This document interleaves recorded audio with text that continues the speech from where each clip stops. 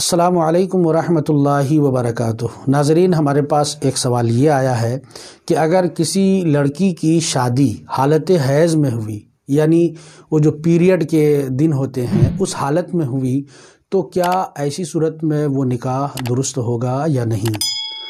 اس سلسلے میں عرض یہ ہے کہ نکاح درست ہونے کے لیے طہارت یعنی پاک و صاف ہونا واجب و ضروری نہیں ہے۔ بہتر ہے کہ انسان پاک رہے، صاف رہے۔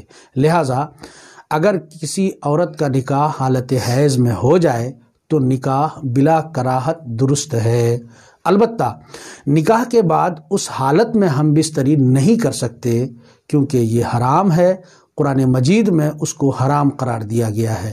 اللہ تبارک تعالیٰ نے ارشاد فرمایا، یسألونک عن المحیض قل هو اذن فاعتزلوا النساء فی المحیض، یعنی اے محبوب صلی اللہ علیہ وسلم، آپ سے لوگ حائضہ عورت کے بارے میں سوال کرتے ہیں، پوچھتے ہیں، تو آپ فرما دیں کہ یہ گندگی ہے اور اس حالت میں عورتوں سے دور رہو، یعنی ہم بستری نہ کرو۔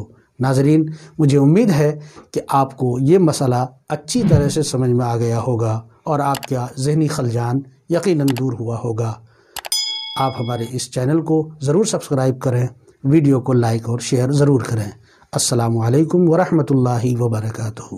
اللهم صل على سيدنا ومولانا محمد، اللهم صل على سيدنا ومولانا محمد، اللهم صل على سيدنا ومولانا محمد۔